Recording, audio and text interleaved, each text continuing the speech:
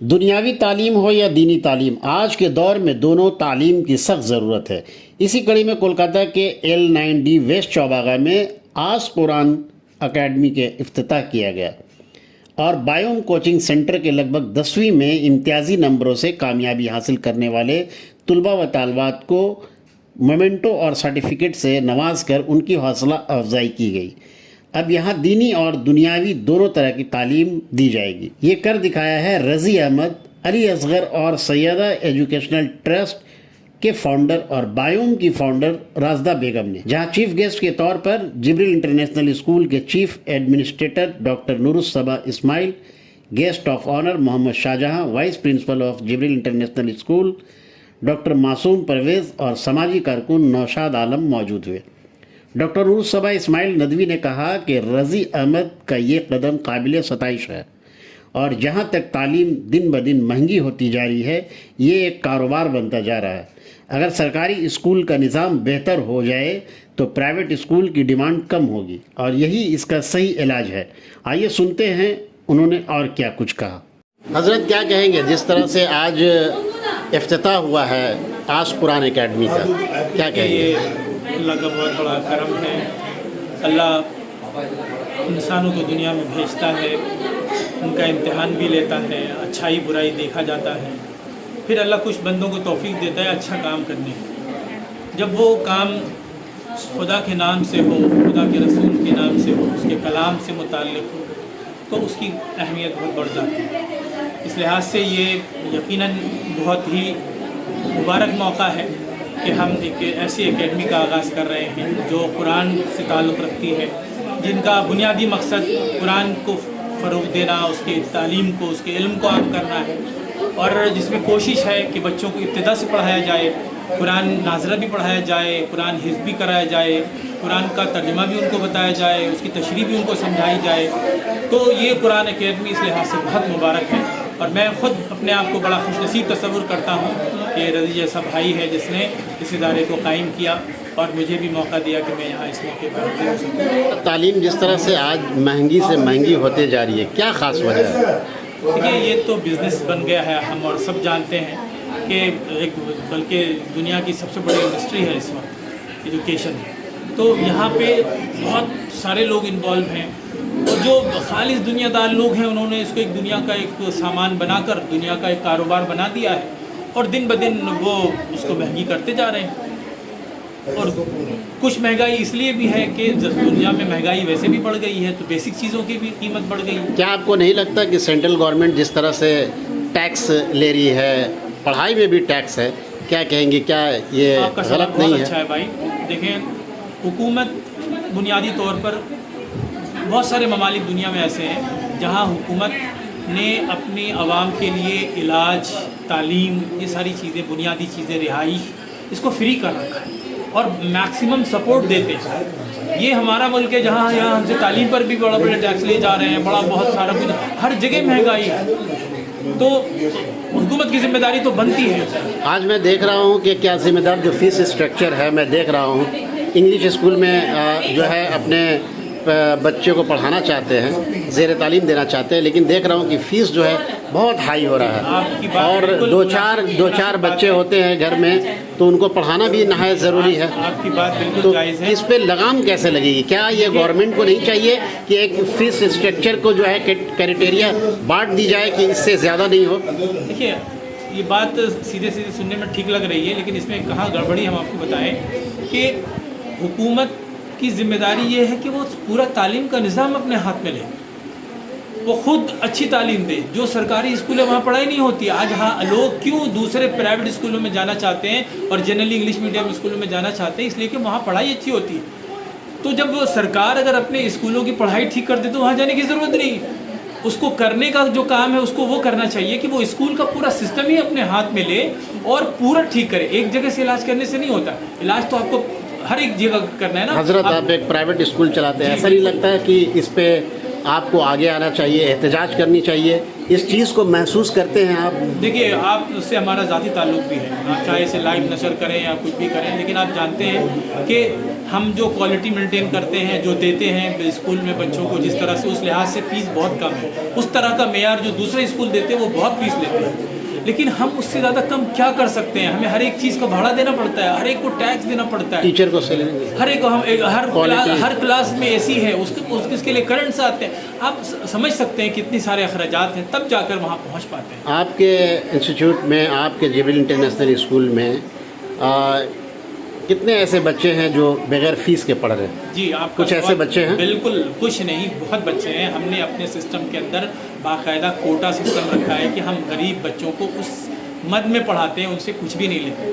बहुत सारे लोग हैं जिनको हम वो देते हैं, क्या कहते हैं, कंसेशन देते हैं, रियायत देते हैं, और बहुत सारे बच्चे, एक कोटा है जिसके तहत हम उनको फ्री भी तालीम देते हैं। ऐसा बिल्कुल नहीं है, आप कह नहीं सकते, आके देख नहीं सकते कि हर बच्चे से हम फीस लेते हैं। आज का इफ्तिताह और आज कुरान एकेडमी जो है, इस तरह से आज एक न्यू बिल्डिंग में इनॉग्रेशन हुआ है, क्या कहें? बस शुरू हुआ है अभी शुरुआत है।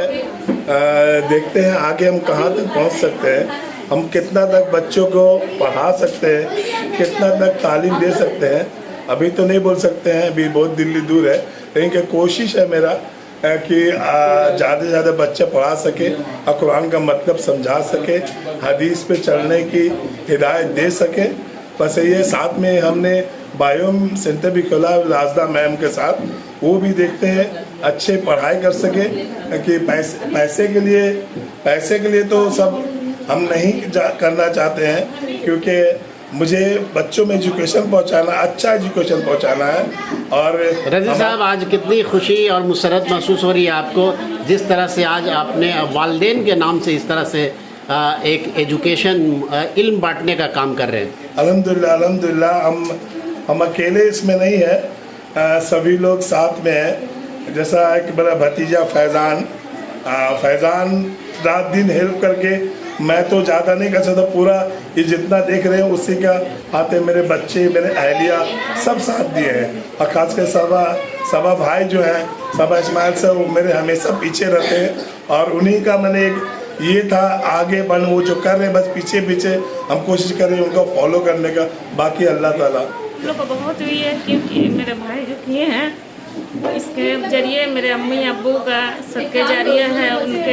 हम लोग इसलिए बहुत खुश हैं कि चलो ये मेरे अब्बू अम्मी दुनिया में तो नहीं है अब, लेकिन उनका पास जो अजर है वो अल्लाह ताला उनको देते रहें बस ये इसके ज़रिए से।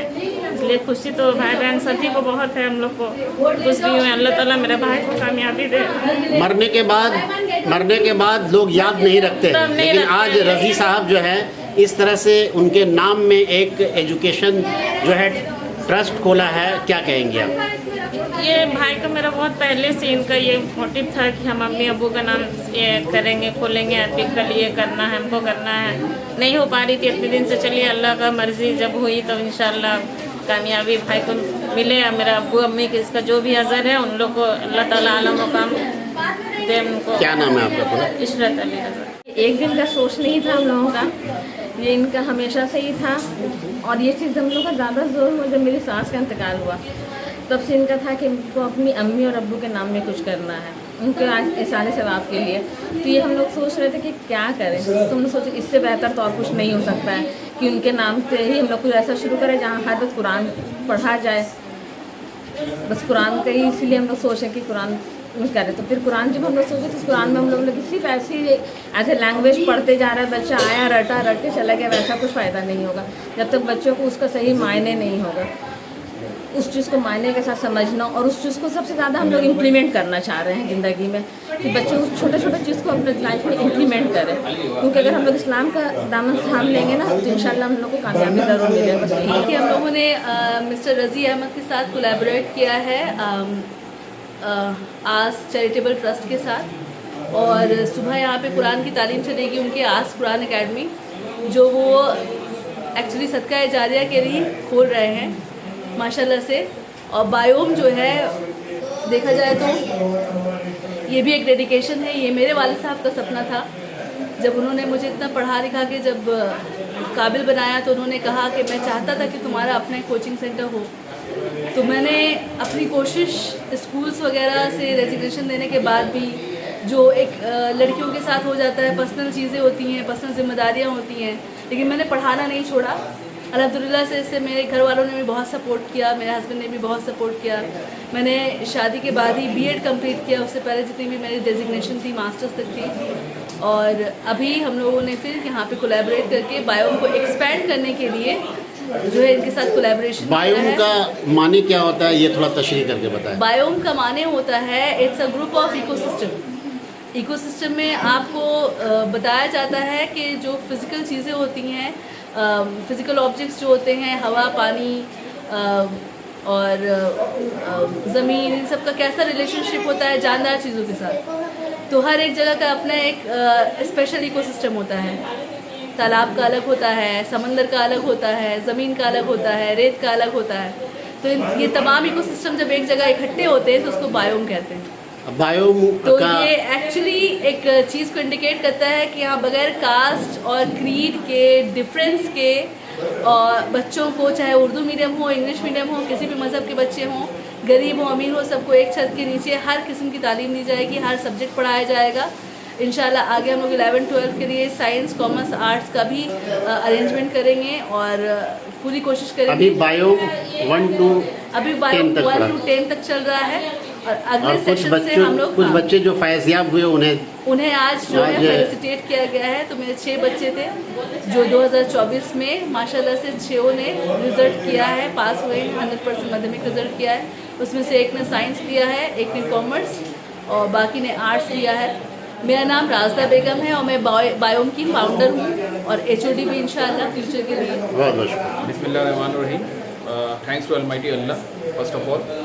सबसे बड़ी बात है कि ये जो मिशन है, ये विज़न जो है एक बहुत बड़ा विज़न है कि हम उन बच्चों को सपोर्ट करें जो पढ़ना चाहते हैं। पढ़ना हर कोई चाहता है, लेकिन लाइफ में क्या होता है कि due to financial crisis, due to some any circumstances की वजह से वो मूव नहीं कर पाते लाइफ में। तो उसके लिए एक विज़न जो शुरू हुआ, एक विज़न लेकर शुरू किया गया है कि एज ए टीचर से स्टार्ट किया गया और अपना खुद का एक कोचिंग सेंटर खोलकर उस विज़न को कंप्लीट करना है। कि आज हमने एक छोटे से शुरुआत की है, लेकिन एक छोटी सी शुरुआत कल जाके एक विज़न बन सकती है।